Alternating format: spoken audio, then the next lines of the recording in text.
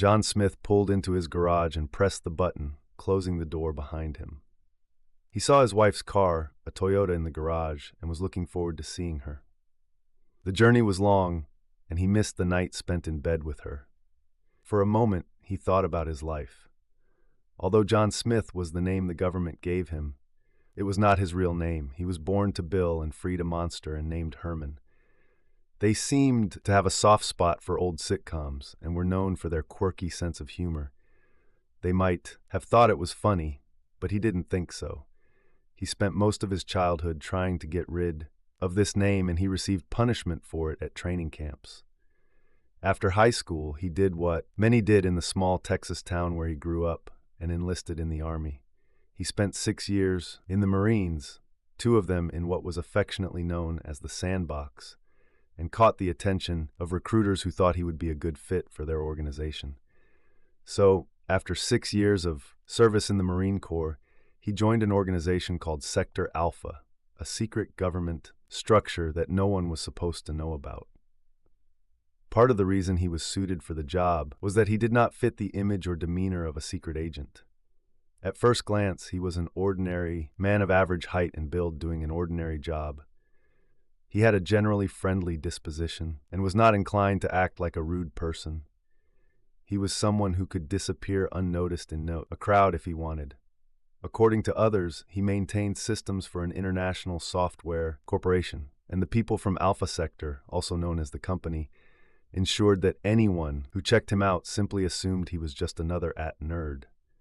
Among those who thought he was a regular guy was his wife Houston, to whom he was married for 4 years. Yes, that was her name. She was born to Fred and Alexa McIntosh, and he met her while attending a computer course the company sent him to bolster his legend. Her parents named her after the city where she was conceived.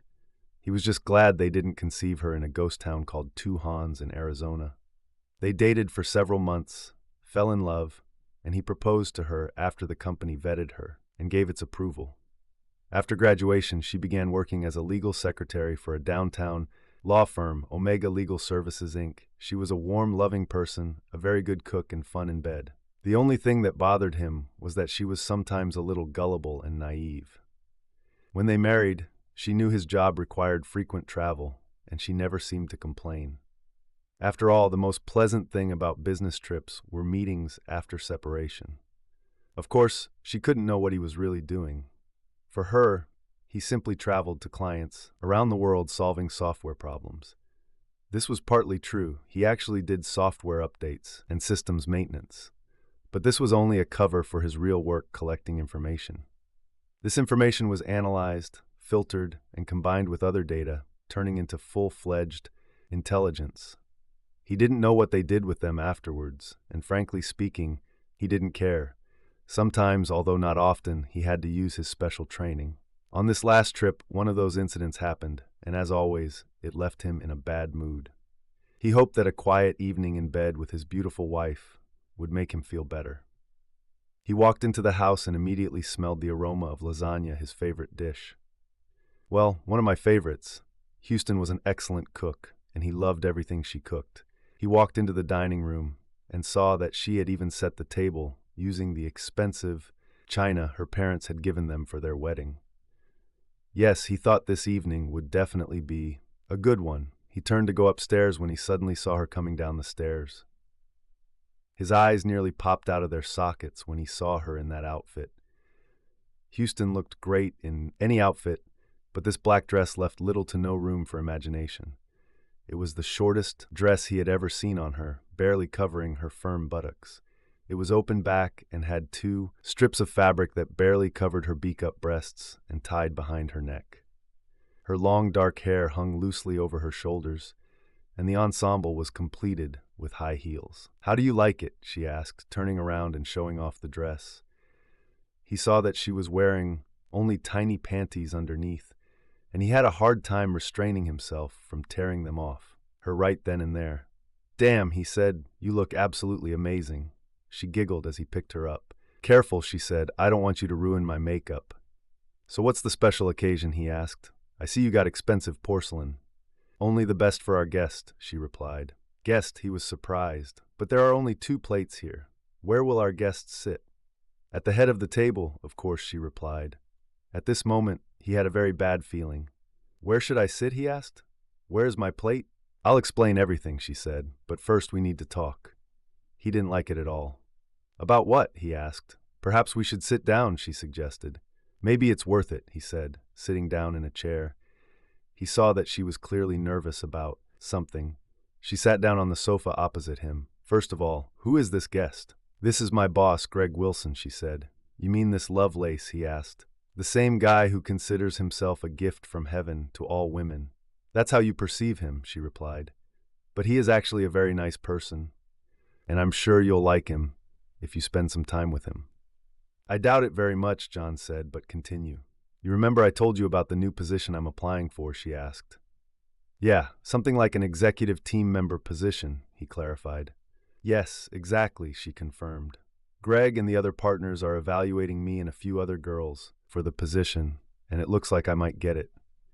This will mean a lot more money for us, and also means that I will have to travel sometimes to New York and Paris, for example. Isn't that great? What else does this mean? He asked, seeing that she became even more nervous. This means that I may have to, provide additional services to Greg and the partners. She said, maybe even help them attract new contracts. And by extras, you mean sex? He asked directly. Well, yes, she replied, but it won't affect us. In fact, it will even be beneficial for us.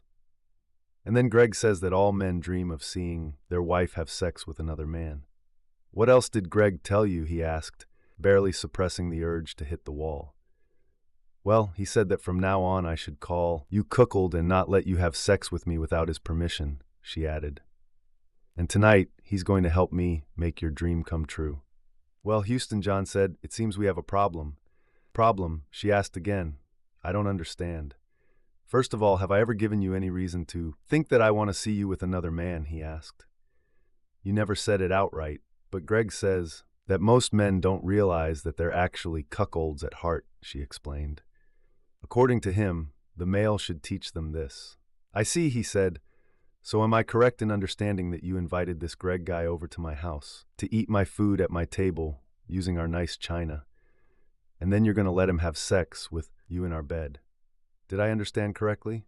Yes, almost like that, she said. Oh, John, this is fun. He said, you'll really like it once you get used to it.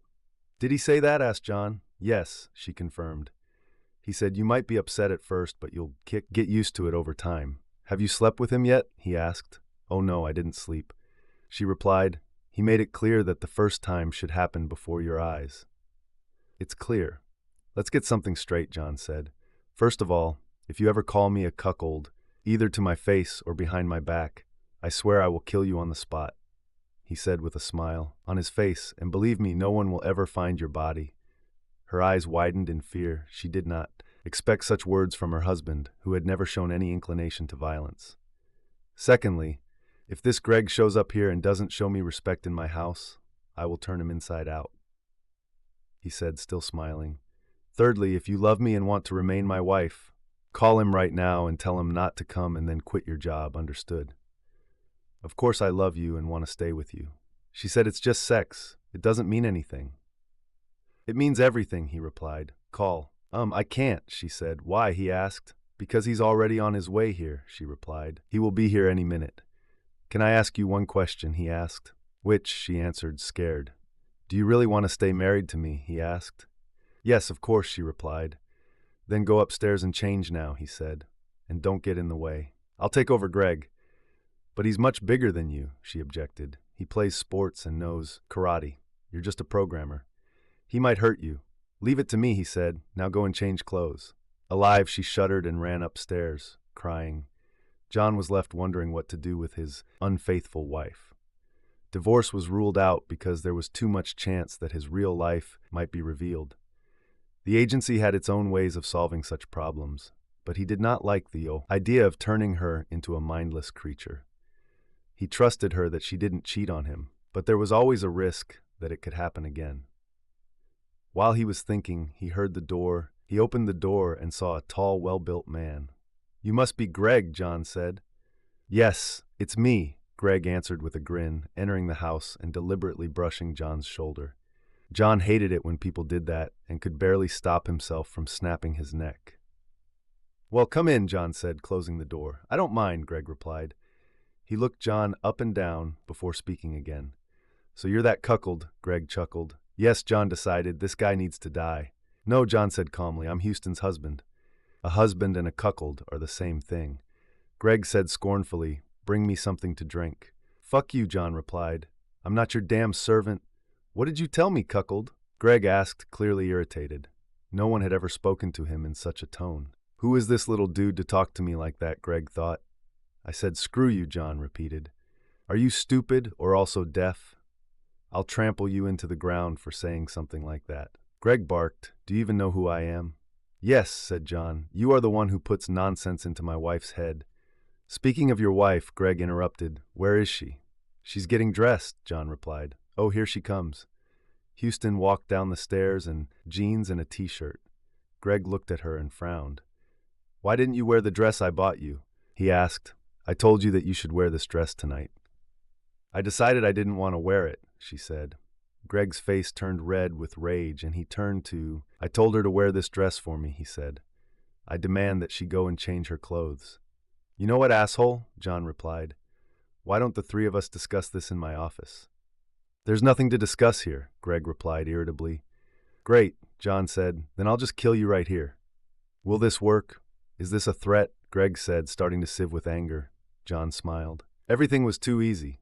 "I'm not making any threats," John replied calmly. Houston tried to intervene, but John raised his hand to stop her. "Just 5 minutes in my office. If you still stand on your feet after this, then you can do whatever you want with my almost ex-wife." Houston gasped when she heard those words, and Greg got an even more smug grin on his face. "I was the state karate champion 2 years in a row." Greg boasted, "Do you seriously want to challenge me?" "5 minutes," John repeated. "Only 5 minutes. I don't ask for anything more." "Okay, little dude," Greg said. "I'll give you your 5 minutes, but I promise that in the end, you'll be begging for mercy." John pointed to the door leading to his basement, his office. As Greg headed for the door, John motioned for Houston to follow them. "That goes for you too, Houston," he said. She looked at him in confusion. This was a new appearance of her husband for her, and he frightened her. She slowly followed Greg into the basement. John followed, turning on the lights and activating the security camera. Once downstairs, John invited Houston to sit on a chair against the wall. Greg turned to John with a sneer. "Well, brave man, what now?" he asked. "Waiting for you to do something," John replied calmly. "What? You can't attack a person who is looking you straight in the eyes." "Okay, I'll get on my knees." "How do you like that?" He said, kneeling down. "Maybe I should also put my hands behind my back." "How do you like that?" He put his hands behind his back and looked up at Greg. "Now, I think the forces are almost equal, right? Come on, show the lady what you can do." "Or are you afraid to attack a man kneeling with his hands behind his back?" "That's it, you bastard," Greg barked. "It could have been resolved in a good way, but you wanted to do it in a bad way. Well, get it. In a matter of seconds, I dealt with Greg. If anyone asks, you slipped on the soap. Understood?" John asked quietly. Greg nodded his head. "Sorry, I didn't hear," John said. "I got it," Greg managed. "Well, that's good," said John. "And remember, I know 1,000 ways to kill you. If you try to hurt me again, you'll recognize some of them. Now say good night, Gracie," he added, and disconnected Greg. John stood up and pulled out his phone. "We need to clean up the second line," he said, "and an inspector will be needed." "Thank you." He ended the call and looked at Houston, who was sitting in her chair. Shocked and scared, she began. "Dead?" asked John. "No, but he will have a terrible headache when he wakes up." "Who are you?" she asked. "What, you don't recognize your own husband?" he answered. "I never knew you were capable of this," she said. "I thought you were just a programmer." "What can I say?" John answered with a grin. "All programmers can do this." She shook her head. "No, not all," she objected. "I've seen Greg defeat people much bigger than you. I saw him break bricks and boards, and you knocked him down in a few seconds. He didn't stand a chance. No matter how big and strong you think you are, there will always be someone bigger and stronger." John said, "I was motivated and angry. He's lucky I didn't kill him." "What will happen to us now?" she asked. John looked at her. "It depends," he replied. "From what?" she asked. "It depends on how truthful you will be when the inspector arrives," said John. Inspector, she asked again, what is this? This is a tool that my company uses to confirm someone's testimony, he explained. What will happen if I don't pass? She asked. It's better not to think about it, John replied. Did you really mean what you said about killing me if I called you? That word, she asked, and a tear rolled down her cheek. John looked at her and nodded. Yes, he said. She trembled with fear, and he decided that she deserved an explanation. You see, my mother cheated on my father for many years. He thought about divorce, but realized that it would cost him more than he could afford. He would lose his house, lose half of everything he earned, and become a father who sees his children on weekends. He was a broken man, but at least he remained close to us children. So he decided to endure.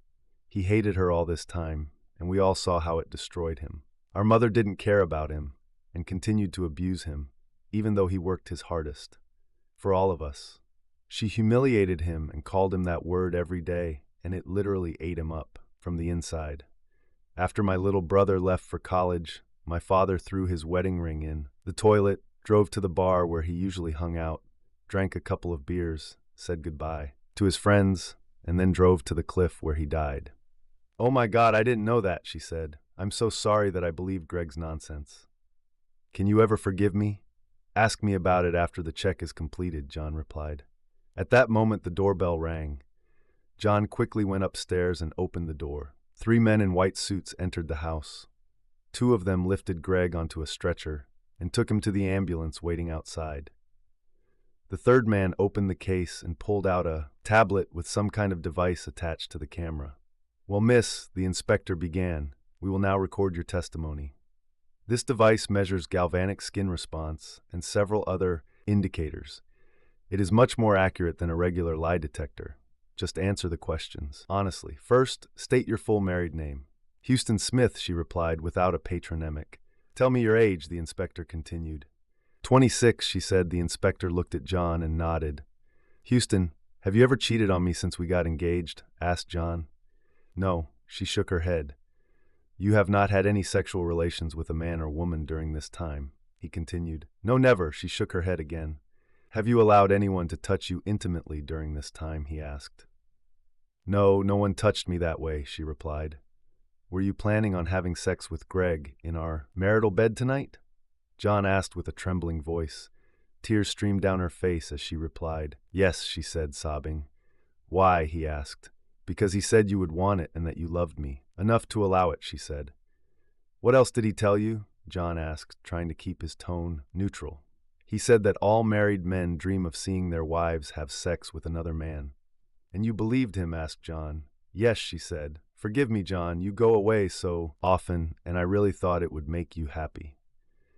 Have you been offered a position that requires you to have sexual relations with company management? He asked. Yes, she replied. Would this position require you to have sex with clients and potential clients? John clarified. I think so, she said. Were you convinced that I would approve of this? He continued. They said you will resist it first, but then you will accept it, she replied. They said what would happen if I didn't take it? Asked John. They said it wouldn't end well for you, she said. Was that taken as a threat? He clarified. Yes, she replied. Are some women at your company required to have sex with management? He asked. Yes, some, she said. As far as you know, do their partners approve of this? John continued. As far as I know, yes, she replied.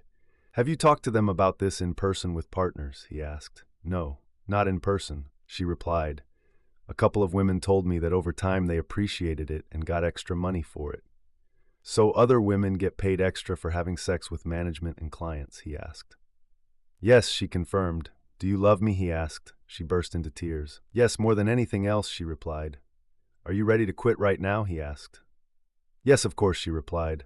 Are you ready to sue the company if necessary? He asked the next question. She nodded her head. Yes, I will do everything to make it up to you, she replied. Are you telling me all this because you think I want to hear it? He asked.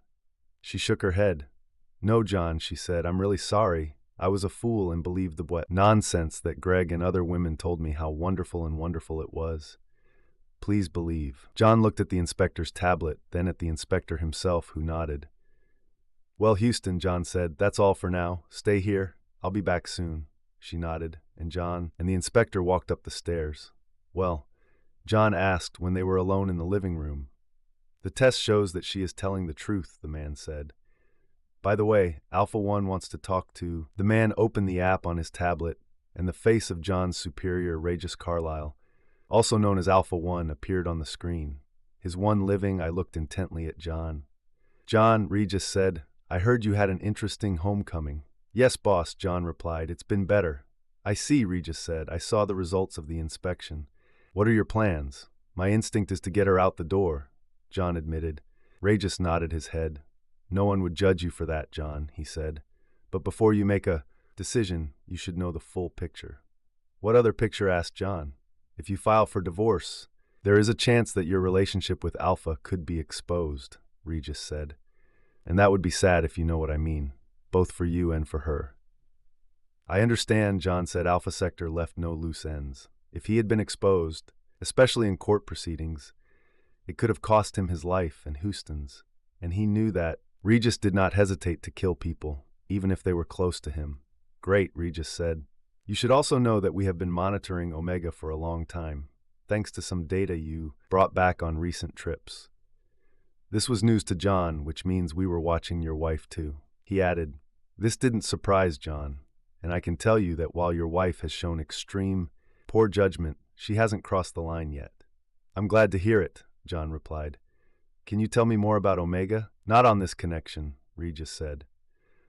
But I think it's time to bring Houston out of the shadows, so to speak. After all, you lived alive for several years. Do you think you can do it? I think so, John said. Regis nodded. Okay, he replied. Don't tell her too much, only what is needed to interest her. Tomorrow morning, I'll be waiting for you both in my office at 7 o'clock, sharp. But she doesn't have clearance, John said. Are you going to recruit her? By tomorrow morning, she will have access, Regis said. And in fact, she has already been recruited. She just doesn't know about it yet. John considered his boss's words. If this is true, Houston would have little choice but to cooperate. He didn't want to think about what the alternatives might be. So eat that lasagna you have in the oven and let her have sex with you tonight. And bring her to me by 7 o'clock. Is everything clear? Okay, boss, John replied. By the way, technically you were wrong to let Greg live. Regis said, How is he doing, by the way, as John? Well, he slipped badly on the soap. Now in a coma under anesthesia, Regis said. When and if he comes out of his coma, he will have amnesia. We might be able to get a confession out of him, but I'm not sure. Don't worry, we'll take care of his memory if it becomes a problem. John nodded in understanding. See you tomorrow, Regis said with a smile, then ended the call. John looked at the man with the tablet. He shrugged, put the device away, and headed towards the door. See you later, he said as he walked out. John went back downstairs as soon as the door closed behind the inspector. He found Houston still sitting in the chair, wiping away tears. She looked up at him sadly as he entered. He sat down in front of her and looked into her eyes. I really screwed up, huh? She asked. Yes, he said, very much. I'm sorry, John, she said. I truly believe the bullshit that Greg and the other woman told me. I never thought you would react this way. The last thing I wanted was to hurt you. I'll pack my things and leave. You deserve someone better than me. She stood up, but he stopped her. Stay still, John said. I accept your apology, and I owe you an apology too. For what? She was surprised. You didn't do anything. I need to apologize for leaving you alone so often, he said. My job, it's difficult. I understand, she said. John shook his head. No, you don't understand, he replied. For starters, John Smith is not the name I was born with. What? She asked. Then who are you? And was that story about your father true? Or was it a lie? No, the story about my father is real, he said. I was born to Bill and Free, at a monster in a small town in North Texas near the Red River. They thought it would be fun to... Call me Herman. Herman, she asked again, as in... She began, but he interrupted her. Yes, he replied as she giggled. What's so funny? Your real name, she said, laughing. Sorry, but this is really funny. Well, there was nothing funny growing up with that name, trust me, John said. However, after I served in the Marines, my name was changed to John Smith. Were you in the Marines? She asked in surprise. I didn't know that. There's a lot you didn't know about me, he said, and perhaps it's time for you to find out something. Do you think that lasagna is still warm? Yes, she replied. It just sits in the oven to keep it warm. Great, he said. Why don't we eat lasagna and I'll tell you a story? Does this mean you forgive me? She asked. We'll see, he replied, standing up. Will you join me for dinner? He asked, holding out his hand to her. She smiled, took his hand, and stood up too. Houston sat in silence and listened as her husband John told his story, the one he had been hiding for the past 5 years or so. She barely touched her lasagna as he talked about his childhood as Herman Munster and his service, including 2 combat tours overseas. He, on the other hand, was gulping down his food as he talked about how he had been recruited into an organization called Sector Alpha, a government intelligence agency she had never heard of. He explained the reason for the name change and assured her that everything was legal and official. But you don't look like the kind of person who works as a secret agent, she said quietly. He chuckled. What, you think everyone should look like Arnold Schwarzenegger or the latest actor to play James Bond? He asked. Well, I thought so, she replied. He laughed again. Believe me, you've seen too many movies, he said. The last thing the company wants is a person who stands out in the crowd. The more inconspicuous and ordinary, the better. And no, I don't wear tuxedos and cruise around fancy casinos in Monaco or anything like that. Hell, most of my work is pretty boring. All I do is collect information. That's it. I returned it, and others are already analyzing it. Most of the time, I don't even know what it's about. What about what happened with Greg? She asked. Did they teach you how to do this? He nodded. Yes, most of it, he said. I already had martial arts training, so they just expanded on what I already knew. Luckily, I don't have to use it often, but it's nice to know I can defend myself if I have. What kind of belt do you have? She asked. Greg said he was a 5th-degree black belt. I have a leather one, he answered with a smile. Leather? She asked again. I've never heard of this. It says so on the tag, he said, showing her his work belt. You're a sly one, she said with a smile, jokingly slapping him on the arm. Her face became serious after a few moments. What will happen now? With us, he stopped chewing for a moment and thought for a moment before answering. It's up to you, he said. Tomorrow morning, we will go to my boss. If you think I'm strict, wait until you meet him.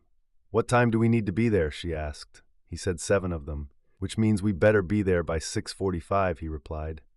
Regis hates being kept waiting, and since it takes about an hour to get there, we need to leave the house at 5:30, so maybe we should go to bed early. She took his hand. John, I'm serious. I never meant to hurt you, she said. Well, you did it, he said, and it will take a lot of effort to cope with this. Believe me, the only reason you're still here is because you didn't have the opportunity to complete what you planned to do. I just want to know why. What the hell made you think I could, like something like that? This didn't happen in one day. How long did it take them to set you up? A little over a couple of months in total, she said. But the strongest pressure began a couple of weeks ago. Greg and other girls showed me articles on the internet that said all the guys liked it. They kept pressing, creating the impression that it was so wonderful. At first I said no, but they kept pushing. Then I talked to the head of this team, and she convinced me that this was the best thing that happened to her marriage. But you never spoke directly to the spouses, he said, so you don't actually know if they were telling you the truth. What's worse is that you never talked to me about it. I just can't believe you were naive enough to believe this. They told me not to tell you. She said they were going to surprise you. That's what Greg was gonna do tonight. Well, that didn't work out too well for him, did it? Said John. No, it didn't work, she answered quietly. You said before that they threatened to do something if I didn't go along with their plan, he said. What exactly did they threaten to do? They told me that they would send the security forces after you, she said. Silavici John asked, what is this? This is the company's private security, she said. Greg was in charge of them. They ensure the safety of management and their staff. I understand, he said. And as far as I understand, they are all former military men. She nodded her head. Yes, she replied. These are essentially hired guerrillas. Huge, evil, ugly, whatever you want to call them. It's scary to even think about them. That means they won't be very happy with what happened to their boss, John said. Probably not, she said. They said what exactly could happen to me, he asked. They implied that you might have an accident, or your car's brakes would fail, or that you might get attacked. She said, they said that a lot of bad things could happen to you. I understand, he said. Well, we'll just have to make sure that doesn't happen, won't we? I wouldn't mind if something happened to you, she said.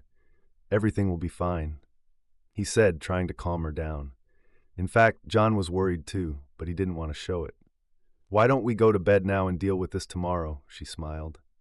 Okay, she said. I'll sort out the dishes. He watched as she stood up to clear the table. While she cleaned everything up, he double-checked the house's security system to make sure everything was in order for the night. He then went into his office and opened the gun safe, took out a .45 caliber pistol and checked that the magazine was fully loaded, then placed it in his bedside table so that it was within easy reach. Then he went upstairs and got ready for bed. He remembered what Regis had told him. Let her squeeze the juice out of you tonight. John intended to do just that. He lay in bed and watched as his wife slid under the covers. They had sex. I love you so much, she said.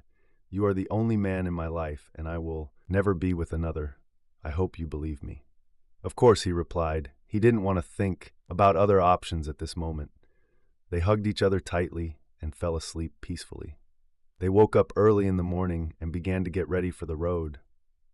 John quickly showered and shaved while Houston went downstairs to make coffee. She went back upstairs and showered while he got dressed. He went downstairs and double-checked the security system, making sure everything was set up correctly.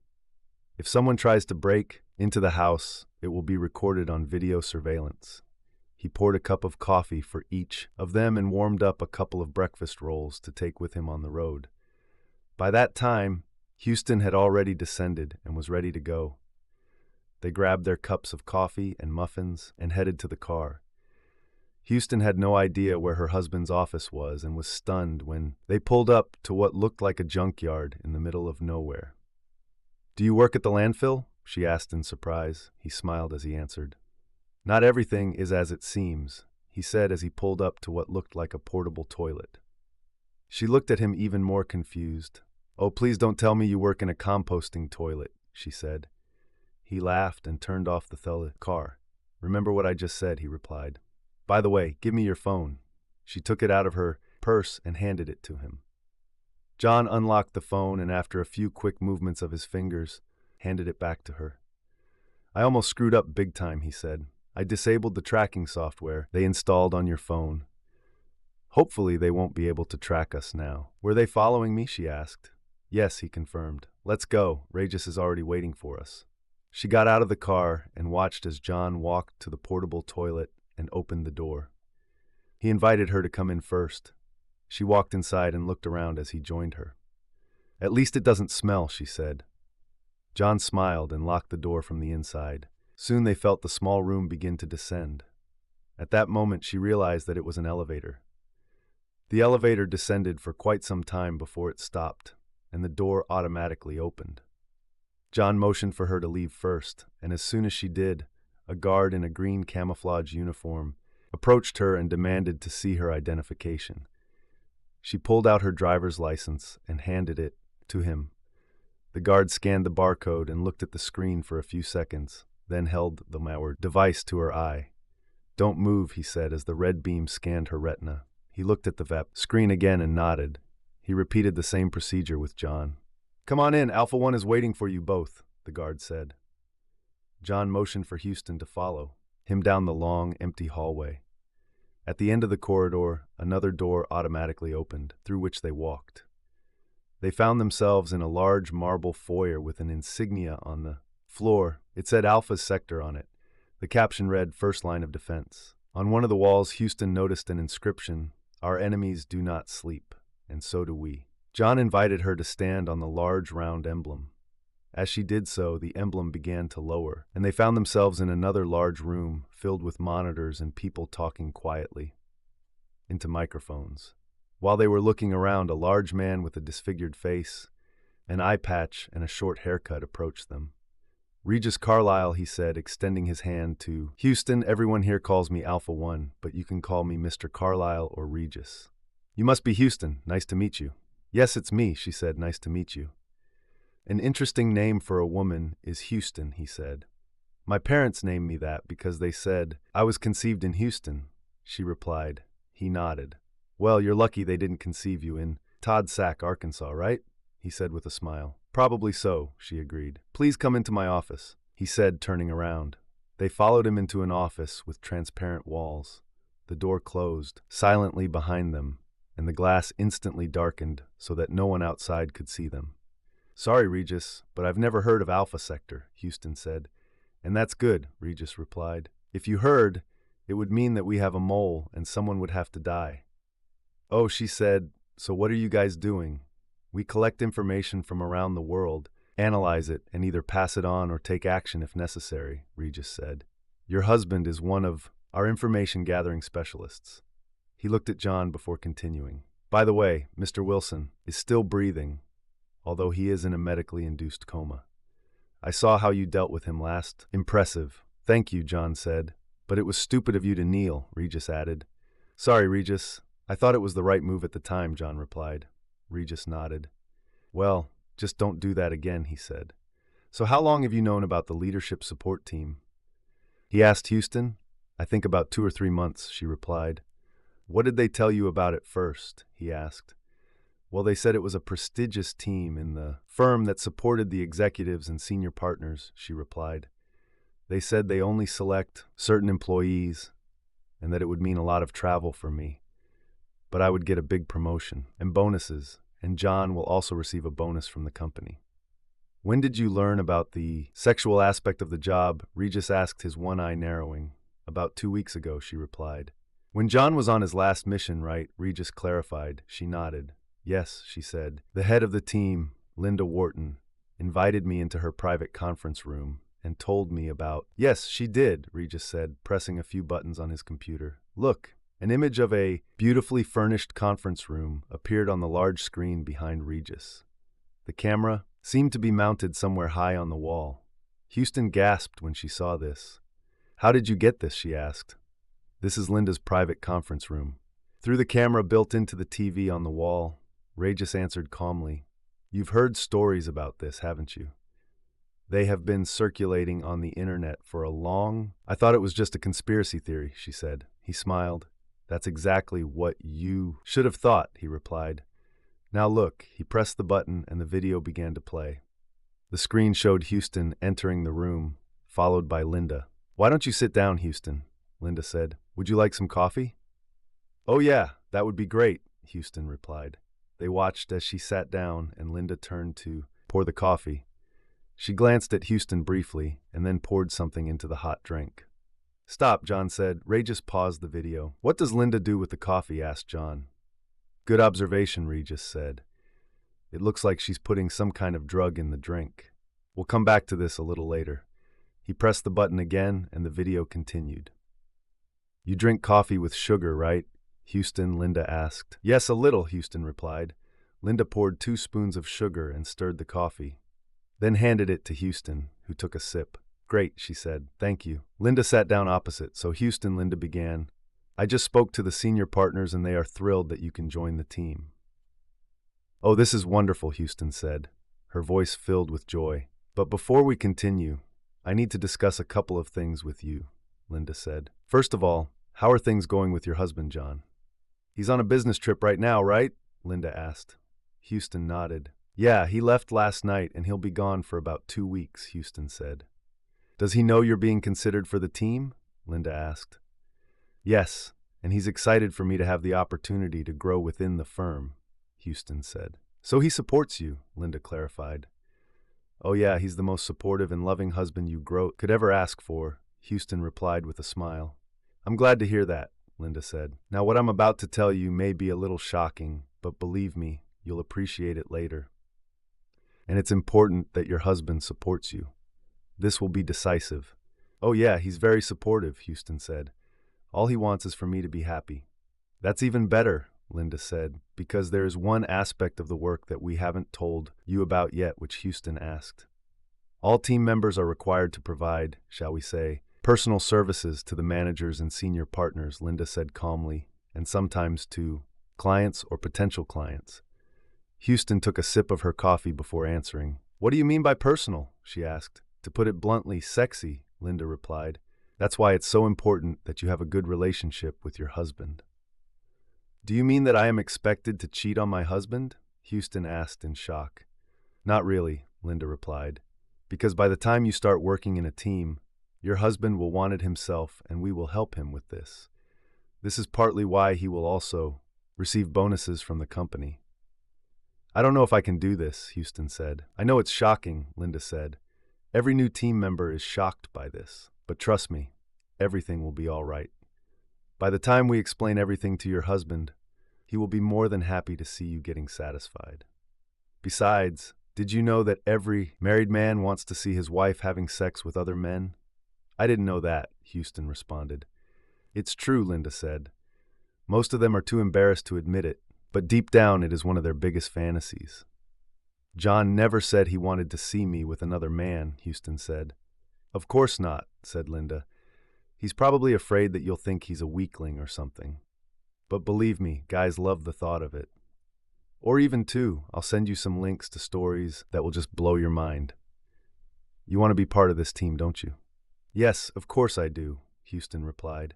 I just don't want to do anything that hurts my marriage or John. Don't worry about your husband, Linda said. We'll take care of it. You just focus on your work and read the materials I send you. What about other women? Houston asked. What do their husbands think? They're quite happy, Linda said. They get a good check every month, and their wives showing them everything they've learned. You'll be amazed at how your sex life with John will change. Trust me. What should I tell him? Houston asked. Don't say anything, Linda replied. At least for now. Like I said, we'll take care of it for you. Okay, Houston said, if you say so. My girl, Linda said, now go back to your business, and we'll talk later, okay? Okay, Linda, Houston said, thank you for the coffee. She finished her cup and left the room. Linda watched her leave with a smug smile on her face. Regis paused the video and looked at Houston. How did you feel after this meeting? He asked. I was shocked and confused at first, she said. But then something happened. I don't know what. You're starting to feel excited, aren't you? He asked. You started thinking about what she said, and it turned you on, right? She nodded slowly. Yes, she said, her face turning red. I had to go to the toilet. Probably because of what Linda put in your coffee, Regis said. I suspect that you experience similar feelings after every conversation about the team, right? Yes, Houston said quietly. Regis nodded. There's more, he added, including another video. This time the image was taken in Linda's office. The video began with Linda picking up the phone and calling. A man answered on the other end of the line. George, this is Linda, she said in the video. I just talked to Houston Smith. So how they heard a man's voice? Does she agree? I'm working on it, Linda replied. I think she will agree. I sent her some links to stories that I thought would get her thinking. You mean they'll turn her on, right? He asked. Linda chuckled. Yes, that too, she said. Her husband will be gone for a couple of weeks, right? Asked George. Yes, Linda replied. So I have enough time to prepare for it. By the time he returns, she will be ready to sleep with an entire battalion right in front of him. He laughed. I would like to see this only after I use it first. So how do you plan to pull this off? Linda asked. Don't worry, I'll take care of Mr. Smith. He said, you focus on preparing her for partners. And as soon as he returns, Greg will start raising him. If Smith starts to interfere with us, I will send the security forces to deal with him. Be careful, Linda warned. Houston is naive, but she loves her husband. If you do anything to him, we'll lose her. If that's the case, we'll just speed up our plan, George replied. I already have buyers in the Middle East who will be happy to receive it. John and Houston exchanged shocked glances. Well, take your time, Linda said. Give me 2 weeks to prepare it. Once Greg and the partners are done with her, do whatever you want with her. Don't screw it up, Linda, he said. Don't forget who the main object is here. I have everything under control, George, she replied. Keep your dogs on a leash, okay? 2 weeks. You have 2 weeks, he said, after which the connection was cut off. Regis paused the video. Who is George? John asked Houston. George Black, she replied. He is the main partner in the firm. John looked at Regis, anger blazing in his eyes. And you knew about this? He asked. Calm down, John, Regis replied. You know how it works. You were overseas on a mission. I couldn't let anything distract you from your work. You understand this yourself.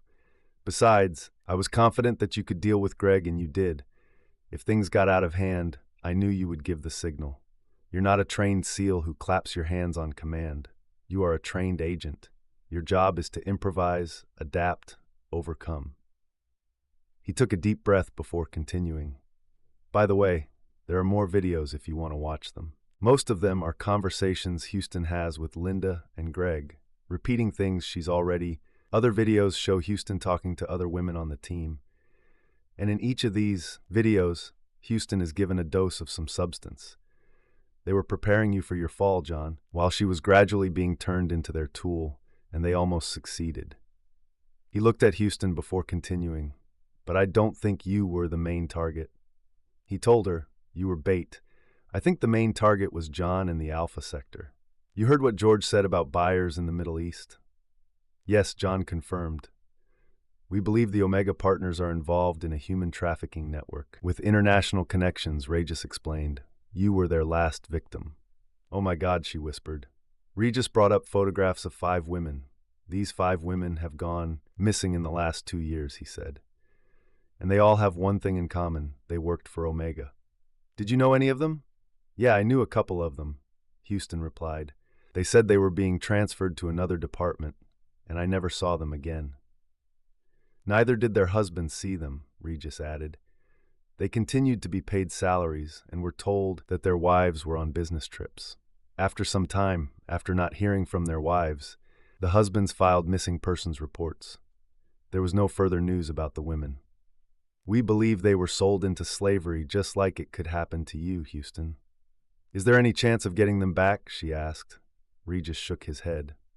I doubt it, he replied. Honestly, I'll be surprised if they're still alive. So what now? Asked John. Obviously, Houston cannot return to the company.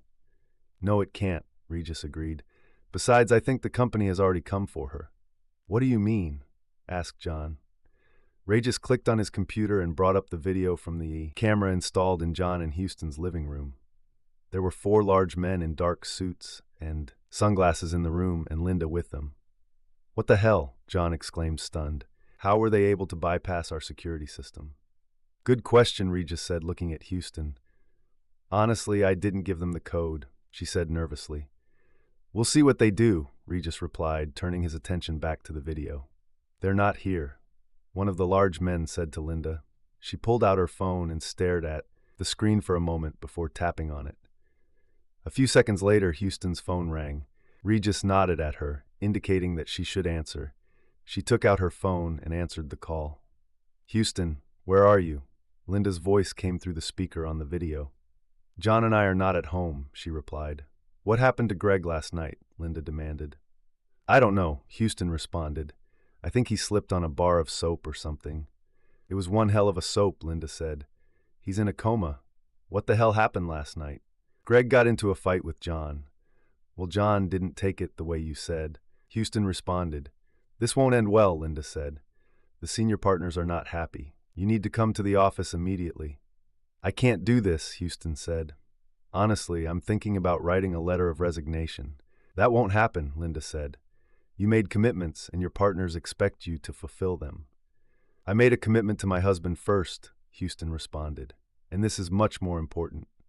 You can take your work and stick it to yourself, Linda. I won't be your woman of easy virtue. I'm leaving. Goodbye. With these words, she ended the conversation and looked at John, who nodded approvingly and smiled. They went back to the video.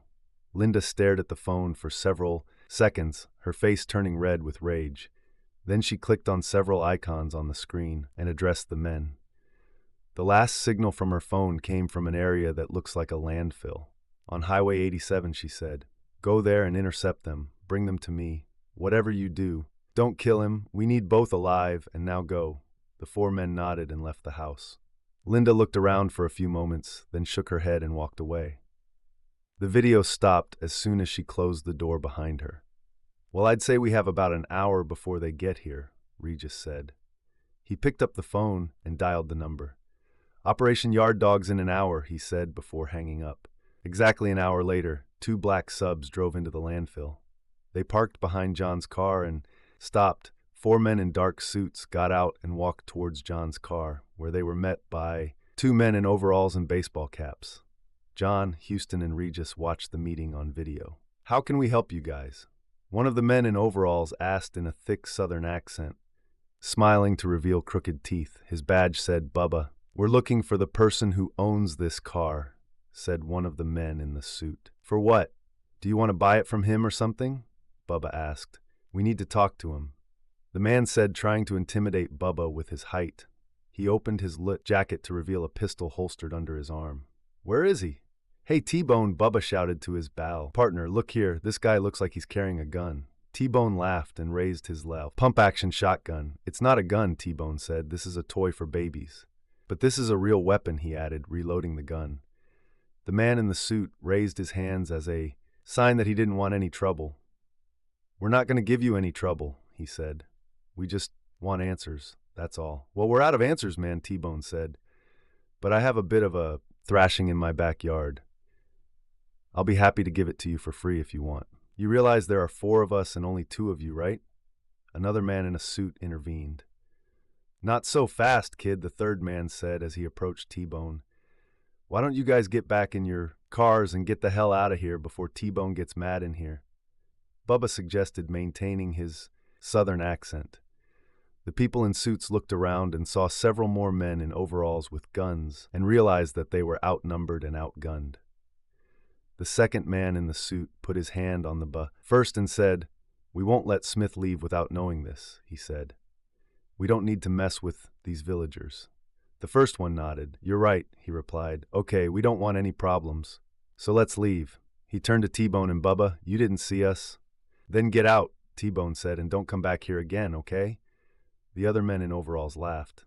The men in suits nodded and returned to their cars, all the while keeping their distance from the armed men. They drove away from the landfill, one car turning left and the other turning right. T-Bone looked at Bubba after the cars left and shook his head. "Get the hell out." "Where did you even come up with that?" he asked, the accent gone. Bubba shrugged. "Sounded good at the time," he replied, his accent also gone.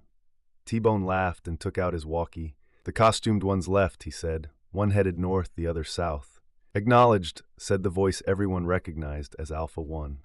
Ray just turned away from the video and pressed a button on his phone. "Eagle 1, this is Alpha 1, he said. "Do you see these 2 subs?" "I see," a male voice answered through the speaker. "One is located north of the entrance to the landfill. The other is located to the south." "Keep an eye on them," Regis said. "Let me know as soon as they move." "It will be done," said the voice. Regis hung up and looked at John and Houston. "Let them cook there for a while," he said. "They are clearly waiting for you to leave." "I know," John replied. "What are we going to do now other than wait?" Regis looked at Houston. "Now we'll get to work on you filling in all the missing links," he said. Houston looked at him in surprise. "What are the missing links?" she asked. "Trust me," Regis said. "You may be a little naive, but you are far from stupid. I know you have an above-average EQ. And I also know that there is a huge amount of information locked in your memory. I think it's time to contact her." "What do you mean?" she asked. "We'll use a form of hypnotherapy to help you remember things," Regis explained. "The firm has spent the last couple of months programming you. The drugs they gave you for the last 2 weeks were part of this process. We must eliminate this harm. I have no doubt that once we do this, you will remember much more than you realize.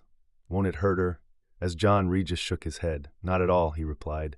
"We have made significant progress in recent years. We haven't performed lobotomies for a very long time," he added with an ironic smile. John knew this was Regis's dark humor, but this statement shocked Houston, who looked to John for support. Regis chuckled. "I'm only kidding," he told her. "You'll be fine. I also want to find out what they fed you with." He took the phone, said a few words quietly, and hung up. "What now?" asked John. 2 polite men will be here in a few minutes to take Houston to our mental health specialist," Regis explained. "You can go with her if you want." "I want to," said John. "Will you stay with me?" Houston asked her husband. "Of course," he replied, holding her hand. A few minutes later, 2 men in white coats entered the room with a wheelchair. Houston sat down in a chair and they set off. "They've been there too long," the senior enforcer told Linda as he watched the dump gates. There had been no movement for several hours, and the 4 men began to get nervous. "Okay," she said. "We know where they are. Return to base. We'll catch them later." The conversation ended. The sobs returned the same way they came. Linda put the phone away and looked at George. Looks like they couldn't get the Smiths back, asked George. Linda nodded. Yes, she replied. What news about Greg? She asked him. George shook his head. Not very good, he said. His injuries were worse than thought, and he may not survive until morning. What are you planning now? She asked. Should we kidnap them and bring them here? No, replied George. We'll take them to the beach house. How do we get them there? She asked. I'll leave that to you, George replied. Houston said she wanted to submit her resignation. Maybe we should let her do it. Make sure this won't cause problems. She's naive enough to believe you. I suspect her husband will want to come with her. Let him come. Let the security forces be ready to capture them both. I need to know how much he knows about our operation. Why is this so important? She asked. I thought he was just a programmer for an insurance company. George shook his head. That's not all, he said. I just don't know how much more. So you're planning on using Houston as bait, huh? She clarified. He will reveal everything he knows, said George. Once he realizes how high the stakes are, he will do anything to save his wife. I hope you're right, she said. George smiled. I'm sure of this, believe me. Just get everything ready in the house, he said. You tried to make him a willing cuckold. Now we will make it compulsory, and when we're done, we'll hand it over to new owners, and he'll die with a little help from us, of course. She smiled at the thought and left the office. What neither of them knew was that a video of their discussion had just been uploaded to Alpha's servers. John sat in the waiting room while his wife underwent the hypnotherapy that Regis had mentioned. He said it would help unlock her memory. John had been sitting there for at least an hour when Regis entered the room. Do you have a minute? Regis asked. John looked up at him. Of course, he replied. Any idea how long this will take? I think at least 2 more hours, Regis said. John nodded and stood up. Regis headed towards the exit, and John followed him. A few minutes later, they found themselves in what Regis called his smoking room, a well-ventilated room with easy chairs facing an artificial fireplace. Regis sat down and motioned for John to sit down. He opened a small case and offered John one of his expensive, flavored mini cigars. Thank you, John said, and Regis lit his cigar. I still can't believe they let you smoke this here, he added, enjoying the fruity aroma. Well, yes, Regis said, shrugging. This place was designed to withstand a direct nuclear strike. I think 1 or 2 cigars won't hurt anyone. John chuckled. Regis handed him the folder. John opened it and saw a medical report that didn't tell him much. What is this? He asked his boss. This is a report on the results of your wife's blood tests. Regis said, pay attention to the 2 connections that are circled. One is a forcible restraint drug and the other is a compound I haven't seen in a long time. What is this? Asked John. As far as I understand, in low doses it makes a person extremely susceptible to suggestion. Regis said, combined with the restraining drug, I suspect Houston was probably on edge. They could have told her to sleep with an army of wild dogs, and she probably would have done it. Honestly, I'm surprised she lasted this long. In any case, it turns out there is a federal group that monitors the use of this substance. They sent one of their best men. He should be here. I see, John said, enjoying his cigar. Anything else? Yes, said Regis. Omega plans to capture you too at the first opportunity. We already know that, John said. This time they intend to do it forever, Regis added. According to the video footage we received, they are going to hand it over to some merchant from the Middle East and eliminate you by faking your death. What's the plan? Asked John. Obviously, we won't let that happen, Regis said. We have people keeping an eye on them, so we'll know where it's going to happen. I have a conference call scheduled to discuss this. May I be present? Asked John. Sorry, son. This is above your clearance level, Regis replied. Your main task is to be close to your wife. John nodded in understanding. They continued, smoking cigars for a few more minutes before John spoke again.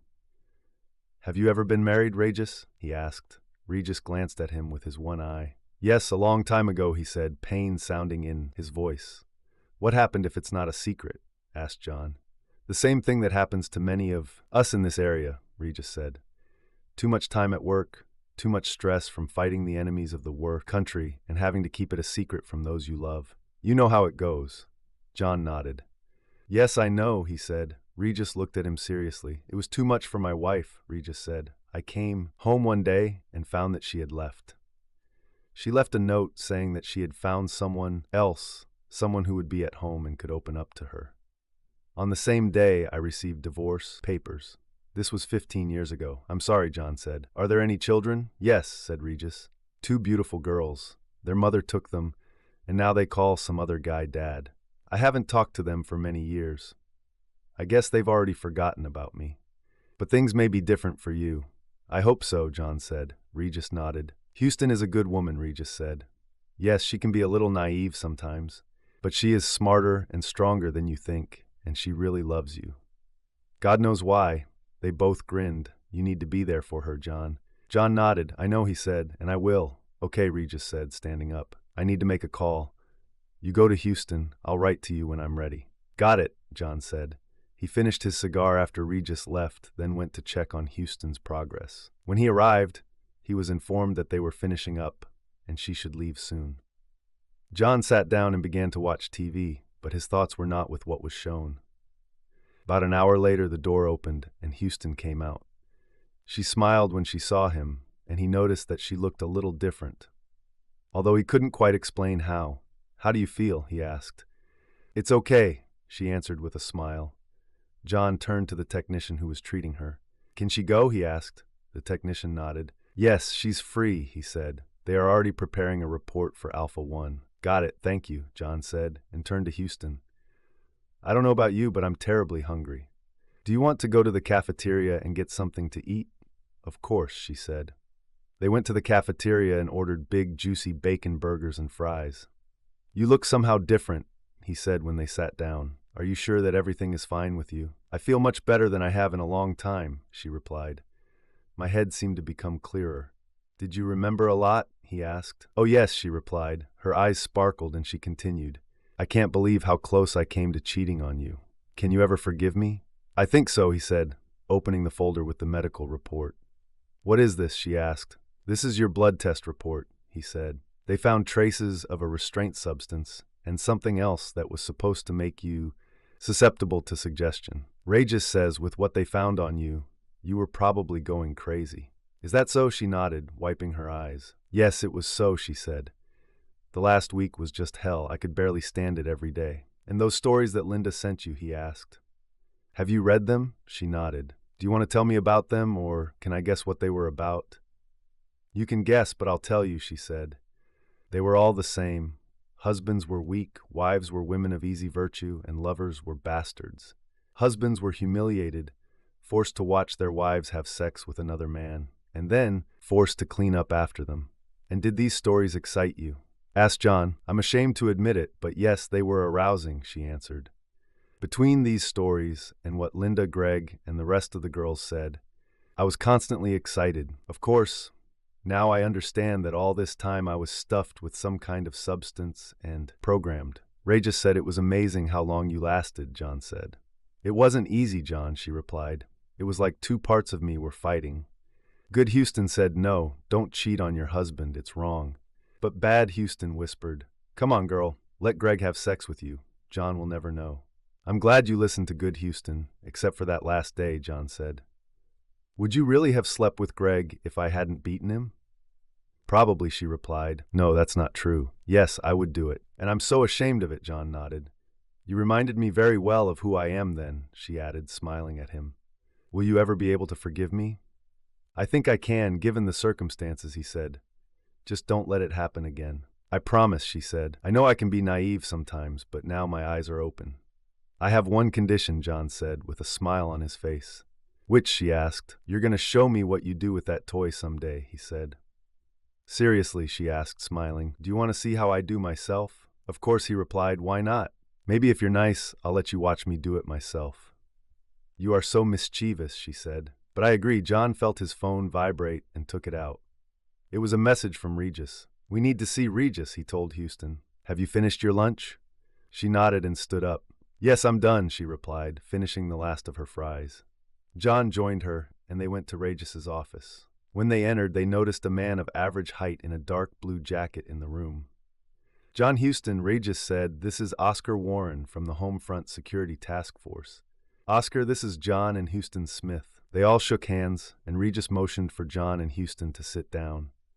Homefront Security Task Force asked John, what is this? I've never heard of this. Just like most people have never heard of you, Oscar replied. We are a public-private task force that deals with issues similar to what you are going through right now. He put photographs of 4 women on Regis's desk. Mrs. Smith, have you ever seen any of these women? Houston studied the photographs carefully and pointed to one of them. This one, she said. Are you sure? Asked Oscar. She looked at him and nodded.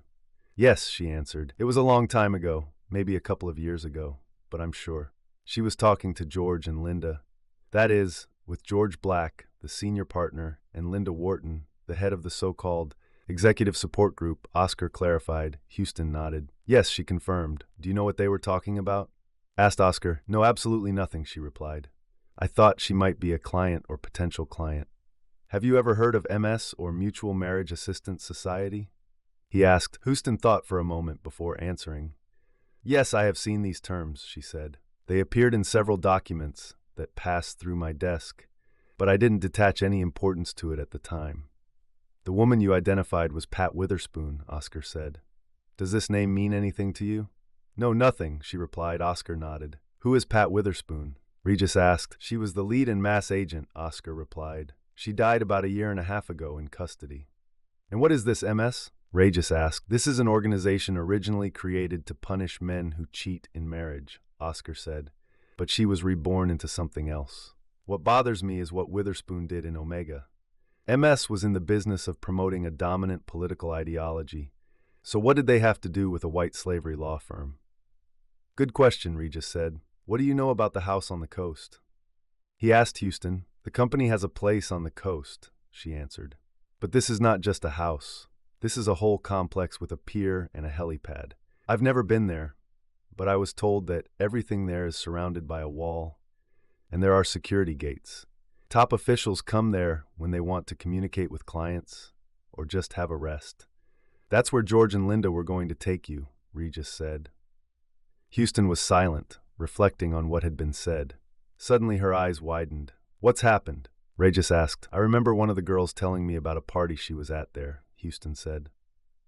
She described it as a party with a lot of wild stuff, illegal substances, toys, whatever.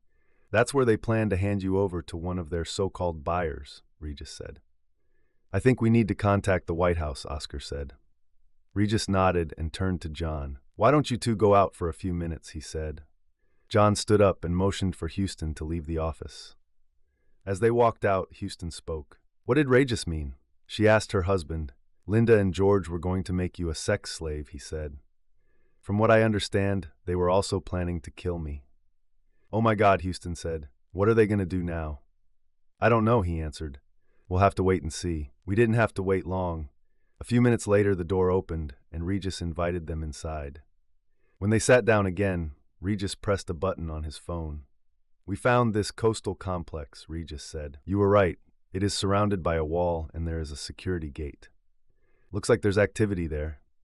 He pressed another button, and a video stream from the complex appeared on the screen. How is the situation there? He asked on the phone. We have everything under control, said a voice. Looks like there are 6 people in the main building. The 2 arrived by helicopter a few minutes ago.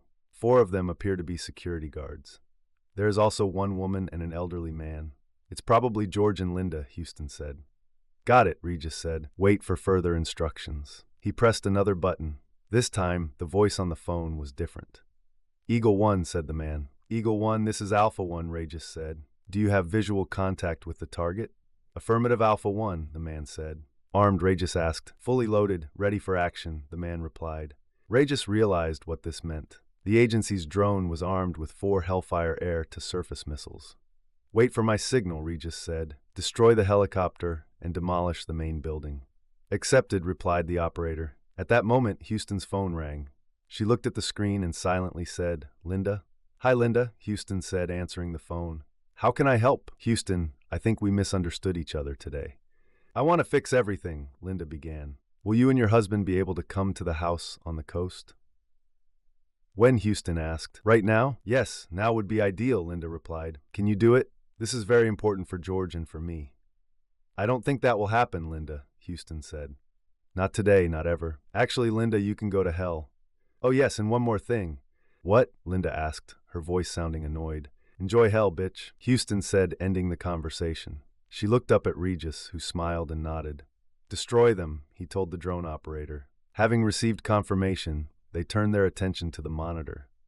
Yes, Houston screamed. She clenched her fist, expressing her glee. John watched her with a smile, while Regis and Oscar chuckled quietly. It was certainly spectacular, but we still have to eliminate Omega, Regis said. John looked at him with concern. Regis noticed this and continued. I think you're worried that we just wiped out American citizens without a trial. Is this what you mean, John? John nodded. Yes, this thought occurred to me, he replied. Houston looked at him amazed. They deserve it, John, she said. I don't argue with that, John said, turning to Regis. So what do you say? You're right to be concerned, John, Regis replied. I think we should bring you up to speed, especially since you will be participating in the liquidation of Omega, he added, looking at Oscar. Oscar nodded in agreement. I completely agree, he said, turning to John and Houston. Do you remember the incident with the First Lady about 6 months ago? Yes, I remember. They said she had a stroke, John said. It was a little more complicated, Oscar said. In fact, she was involved in a conspiracy against President Skaggs. She failed and ended up dying using the very drugs she planned to use on me. We are investigating to see who else may have been involved in the conspiracy. And we have reason to believe that Omega, or at least some of its executives, were involved. The substance found on Houston and the information she provided confirmed this.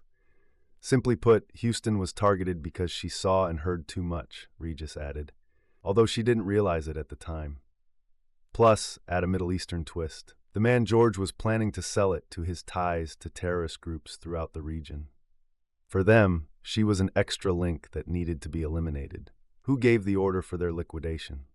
Ask John. The order for destruction came straight from the very top, Regis answered. But the work is not finished yet. John nodded in understanding. Okay, he said, I'm in. Well done, said Regis. George Black drove along the coastal highway and thought about what he would do to Houston. He smiled, imagining having sex with her while making her husband watch. Linda was excellent at her job, and George had no doubt that she would be able to lure the couple to the beach house. Suddenly, he came across a police checkpoint and stopped. Rolling down the window, he turned to the policeman.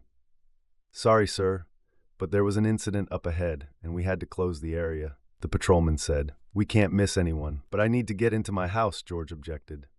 Sorry, sir, but you'll have to turn around and go back, the officer said. No one is allowed to enter this area until permission is given. How long will it take? George asked, clearly upset. It's hard to say. Maybe a couple of days, the officer replied.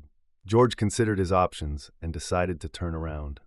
Thank you, officer, he said, turning the car around. He drove back, and in the rearview mirror, he saw the patrolman saying something on the radio. George pressed a button on the control panel to bring up the phone menu. He selected Linda's number and waited for an answer. He became worried when she didn't answer and thought it was strange, since the call went straight to voicemail. This has never happened before, he thought. Linda always answered the phone. He ended the call without leaving a message. Then he pressed another button on the menu. I think we have a problem, he said when the person on the other end answered. Go back to the office, the man said before ending the call. For the first time since all this began, George felt real fear. What's the plan? Asked John. We have a team meeting not far from Omega headquarters, Regis said, handing him a piece of paper with the address. John memorized it before putting it in his pocket. I just got word that Black has been deployed at our outpost, so he should be there in an hour or so. Oscar and a few more of our guys will go after you, Regis added. I'm going to, Houston said. John looked at her in surprise. For what? He asked. It may be dangerous. I don't want you to get hurt. It's my decision, she said. I should be next to you. You are my husband. Where you go, I go too. John looked at Houston and saw something new in her eyes, determination. He looked at Regis, who nodded. This applies to her too, Regis said. John understood and looked back at his wife. Okay, he said, but follow my instructions. Understood. I understand, she replied. They left Regis's office and returned to John's car. Oscar joined the team members who brought him to the compound and followed John as he headed back to town. John and Houston didn't speak much on the way, but John thought about what had happened to his wife. On the one hand, he was worried about her safety, but on the other hand, he was proud of her. This might be interesting, he thought. They drove to the address Regis had given them, and John parked next to the mobile command post, a trailer filled with electronics. He got out of the car and opened the trunk as Oscar's SUV pulled up. John pulled out bulletproof vests and helped Houston put one of them on. "What is this for?" she asked. "I don't want you to get shot," he said. "Remember, do whatever I say." "I understand, John," she said. "I'm not stupid, you know." John smiled and kissed her. "I know," he said, kissing her. His thoughts were interrupted by a loud voice. Smith asked a large man in a dark uniform. "Yes," John and Houston answered simultaneously. The man looked at Houston and then turned to John. "I'm John Smith," he said. "Special Agent Jones, FBI. We are starting the briefing," the agent said. John, Houston, Oscar, and the rest of the team gathered around a large table, where Agent Jones explained the layout of the building and their plan of attack. As Jones explained the rather convoluted strategy for how they would get to the top floor, Houston raised her hand. "Yes," Jones asked with dissatisfaction in his voice. "I have a pass that will give us access to the top floor," she said. "Wouldn't this be easier than everything you just described?" John smiled to himself. Jones's face turned red for a moment, but then he took a deep breath and nodded. "Okay, Mrs. Smith," he said. "We will use your pass. You will lead us to the top floor." She smiled sweetly at him when he finished. "Questions?" he asked. Everyone shook their heads. "Okay," he ordered. "Forward." A group of heavily armed agents headed to their original positions. John checked his equipment one last time, making sure he had a full magazine in his pistol. "I'm sorry if I confused you," Houston said when he finished checking. He looked at her and smiled. "You didn't embarrass me," he said, hugging her. "I'm proud of you.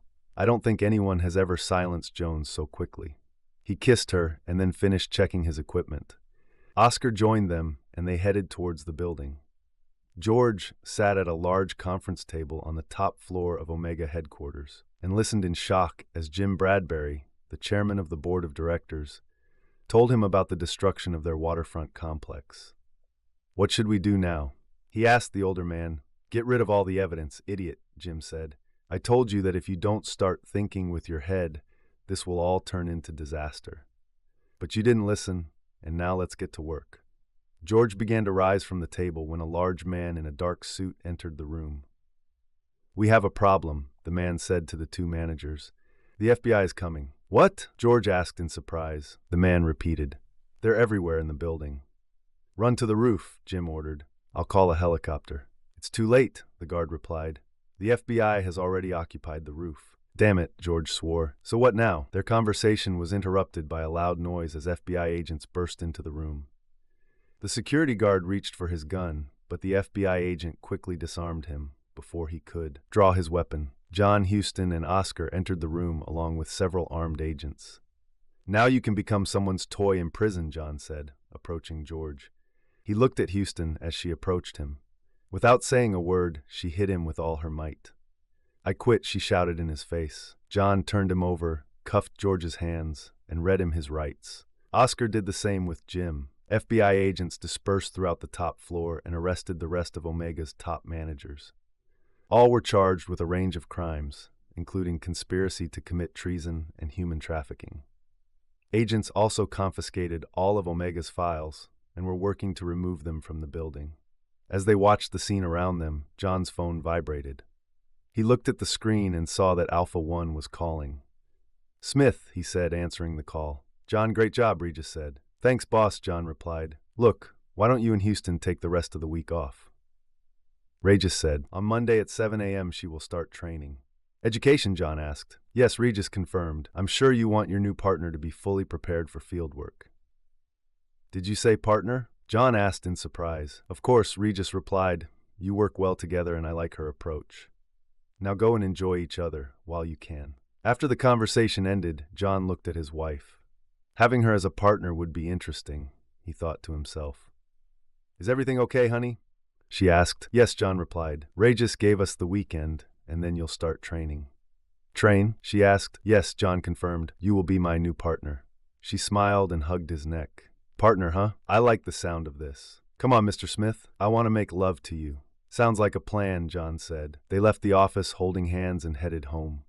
The senior members of Omega were tried in federal court and found guilty of all charges. They received the maximum possible sentences. Women who were part of the so-called executive support team testified in court, helping to secure a conviction.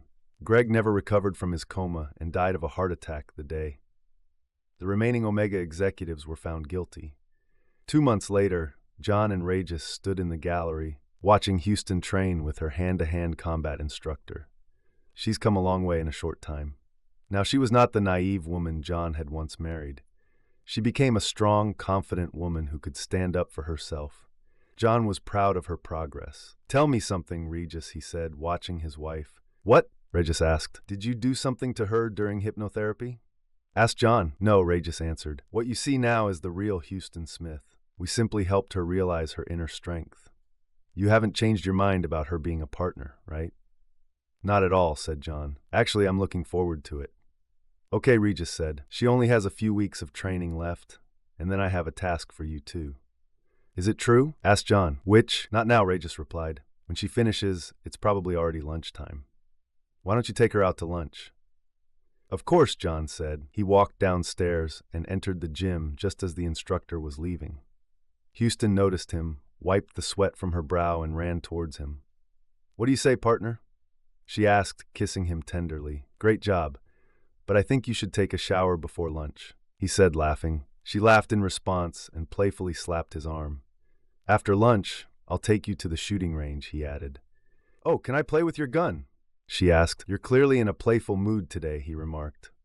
"I'll prove it to you tonight when I pounce on you," she said with a smile. She has always been fun in bed, but since she started training, she has turned into a real wild tigress. "I can't wait," John said, watching her head into the shower.